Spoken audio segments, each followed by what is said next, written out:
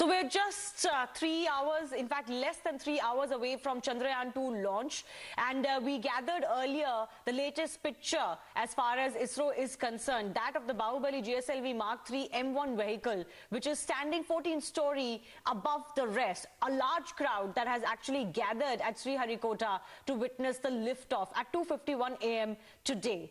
There are thousands who have come, and the viewing galleries have also been opened up to the public. But let's also introduce our guests who are joining us on this coverage. We've got Dr. Chaitanya Giri, who continues to be with us. He's been with us over the last couple of hours. Srinivas Lakshman is going to be joining us. Professor Sreeram Chaulia is with us. Our contributor, International Affairs, and R.C. Kapoor, scientist, is also with us. And it's just over a couple of hours now. Sreeram Chaulia, let me come to you first. You know, before this live broadcast, we were discussing a little bit about how the conquest of the lunar surface, colonization of the lunar surface, all of these are themes that are going to gather pace once India lands its rover on the southern polar region of the lunar surface. And with water already being confirmed and more advances being made in the study of what really lies beneath that surface, do you think India is now a little bit ahead of the rest with this launch this night? Well, Shivani, it's indeed a great night for us as a country. It's a moment of great pride for us. I think it is a first indeed in terms of the economy and the frugal innovation. Look at the budget of Chandrayaan 2. It's hardly 150 million US dollars equivalent, 960 crores. So that already puts us ahead of the rest, because if you compare it to the Chinese recent mission, or to the Americans or the Russians, they spent 5, 10 or even 20 or 100 times more than this. So we are ahead of them on that count. Also remember, Shivani, we are a developing country, so it's all the more important in terms of the resources, that we conserve each and every pie. It's a democracy, people are accountable. For the taxpayers' money to be spent in this fashion and in a precise way that yields great scientific benefits for the country and for the world without overspending, I think that's a big achievement. And secondly, yes, we are doing what no other country has done, landing on the part of the moon which hasn't been explored before. So if you take all these factors, and I would say, Shivani, the biggest thing is we are also rising as a nation. And that's the bigger picture beyond the scientific nitty-gritty that I'd like our viewers to understand. Because, under Prime Minister Modi's leadership, we recently shot down a satellite a few months ago under Mission Shakti. And we have committed to Gaganyaan, which is actually going to have a manned space mission in a few years' time, which is going to capture the imaginations of our youth. And Shivani, I just wanted to remind viewers about what APJ Abdul Kalam, our missile man, once said about landing on the moon. He said it's going to electrify this nation. So this is that moment, and it's an electrifying moment. And in fact, he also said, Dr. Kalam had said that landing on the moon is a step towards, towards moving to other planets, and it's a way station.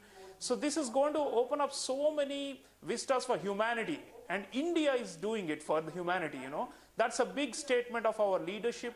That's a big statement of our abilities and our technical capabilities. So today, all those things are coming together where we are saying, we are frugal innovation nation #1, and we are also in a position to give benefits to others and to the rest of the world, And that is where India is taking a leap in terms of global leadership under our Prime Minister, and I think I'm very proud of what we're doing today.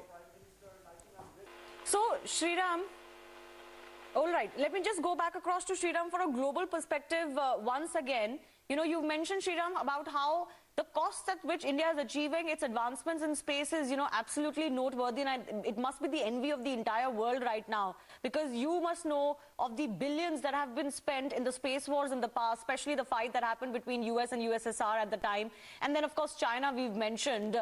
But is there a palpable race that is not being talked about, perhaps and open about colonization yet? Or is that too far-fetched an idea right now? Well, there are some private entrepreneurs who have been talking up colonization, and there's this whole Yes. science fiction, industry around it. But I think we are taking a step-by-step approach. We are, the phases. We are going to have Chandrayaan 3 as well, and Mangalyaan 2 as well, and so on. So I think we have a very long tradition of space exploration going back quite some time, and we have satellite industry. It's both commercial as well as we have military applications. It's very, very advanced. So I think in that sense we are making headway step by step, and it's a progressive evolution. But I think what is going to happen, Shivani, my own view is, if you take a longer term perspective of next 20 years, India and China are increasingly the only countries that will have the resources to invest in a sustained space race, because I don't see how the Europeans or Russia or the United States can keep up with us, because in a way this is a reflection of the changing global power realities, because the countries that are looking up, that are literally soaring into the sky, are the ones who have a booming economies and who have rising national aspirations and who are positive and upbeat about their rise in the world. But the ones who are, the former powers are in many senses declining. For example, Shivani, we are very proud of Chandrayaan 2 being totally indigenous. But just a few years ago, we were hoping that the Russians will provide some of the components for Chandrayaan 2. And then the Russians entered a technical funk. They could not resolve the technical problem and could not provide what we had. So we were forced to go back to, our own indigenous means, and we are able to do it now. So what it shows is, there are some former space powers which historically have been dominant, and you're right, the Soviets and the Americans started way back in the 1950s. But then that lead is going to erode over time, and increasingly it's going to become an Asian race. And what I believe, Shivani, is, Mangalyaan, we had outdone the Chinese. We were the first to send a Mars orbiter. We were ahead of China in Asia. But lunar missions, they have done a few more, than they are more senior than us in this field. But eventually it's going to be coming down to this. The big global supremacy as well as space supremacy will depend upon how much and how far China and India are willing to go. Yes. You mentioned Mission Shakti also earlier, Sreeram. I also want to mention that just in this budget, it was announced that a commercial arm of the ISRO is going to be launched. So India is going to commercialize the tech advancement that ISRO has given the country, and that is going to be something very important to watch out for. I just want to go across to Sreeram Chaulia, because we were kind of talking about this theme about extracting more from the moon and this triggering another space war of kinds. So energy wars on moon, Sreeram, is that a distant possibility, at least, from what Anand is saying? Well, Shivani, already there is an energy war in the Arctic and the frozen waters. All the countries are vying to extract minerals from the seabed, under permafrost. So it's not inconceivable that this is going to happen. Certainly, energy-hungry large countries like China and India will be looking for this, especially because we are looking at alternatives to fossil fuels and even possibly to nuclear fuel. So in that sense, yes. But I also want to just mention, but is that really Shivani, still science fiction, or are we really there? Are we there in the next 10, 20 years, Sreeram, Anand? Or, I mean, is this still in the realm of science Shivani, fiction? the alternatives and the renewables Shivani, the renewable energy is already per unit Shivani, cost has improved over coal and gas. So I think eventually these things will emerge, but it's a question of, I don't know about helium, but that seems like really the frontier. But already renewables are slowly taking over. So I think the transition is already underway. It's a question of, when we reach that a particular stage. Okay, Anand, very quickly. Yeah, and also if I can just add, yes, in any revolution or a revolutionary change, the idea comes first. The idea stays in your mind for 10 years or a decade or so. Then your thinking begins to change, and then you begin to search for the solution that will bring over that thing. So I think, my hats off to Indian scientists that possibly for the first time, in India, Indians aren't thinking of 1 week ahead or 1 month ahead or 1 year ahead. They are thinking of decades ahead. when you talk of helium-3 as an energy source, then quite right. It may be that in the next 20 years, renewables are going to totally replace oil and fossil fuels, or maybe, some other kind of fuel might also come into being. So maybe helium-3 would not be required. But the fact is, we are thinking about this. So in the first 10, 15 years, let's think about it concretely, and then we could possibly realize it. If you don't think about it, there's no way you can realize it. These are really complicated experiments. Yeah, it's an intergenerational progress. It's an intergenerational progress, and I think we are doing the right thing. Absolutely. The young people, Shivani, who are saying we want to join ISRO, I think that's a huge thing. Because in our country, we've always had this slave mentality, Shivani, where we used to say our youth should finally go and join NASA, and NASA is the greatest of all. But now our imaginations are turning homeward, and we are now taking pride in our own institutions.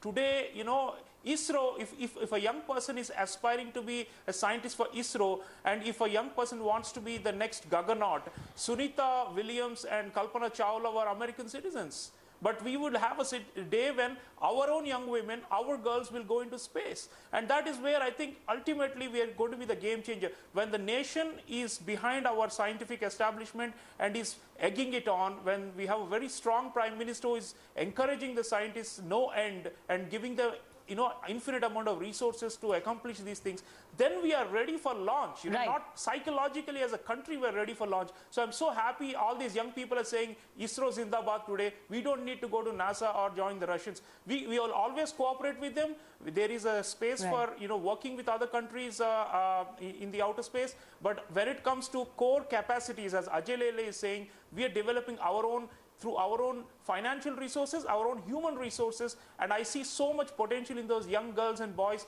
who are out there in Sriharikota, because they will be so fired up. The wings of fire that Abdul Kalam used to speak about are now taking shape.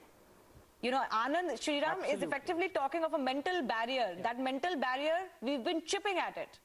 And this is going to be a huge chip off the block, but not in those terms as it is used.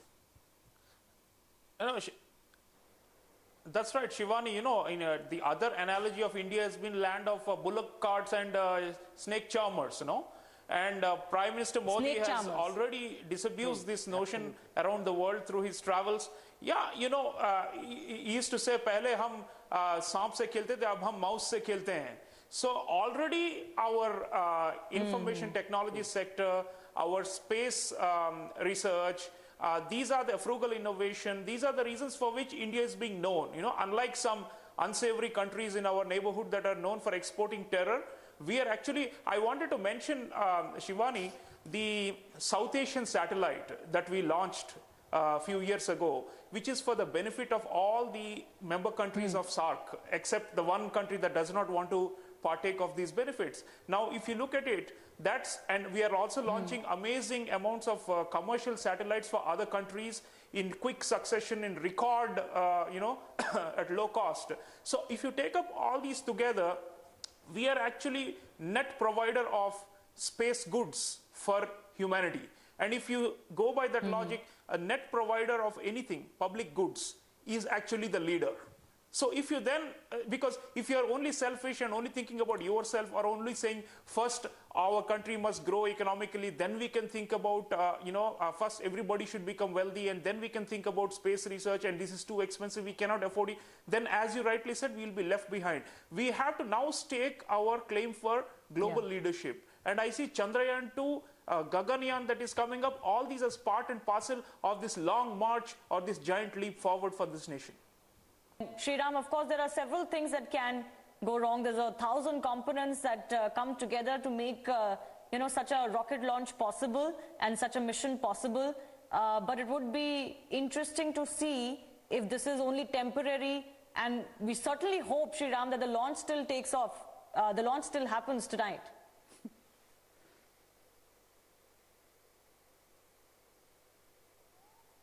On this launch, but as you rightly said, these are complex, large-scale scientific projects that involve the work of hundreds of technicians and scientists and so on. So obviously they will want to be absolutely foolproof before launching, and there's no dearth of people around the world who would want us to fail also.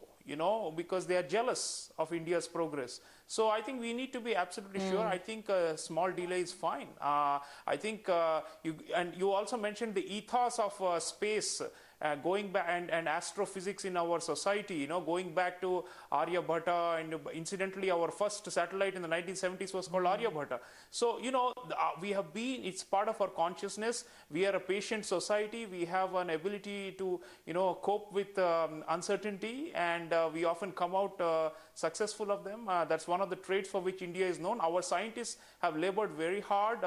In fact, Radhakrishnan, the former ISRO chief, was saying that one of the reasons we are so successful at frugal innovation in space is because our scientists work, in some cases 24 hours at a trot. So, it is not a profession for them. It's a passion. It's a calling. So we have faith in them.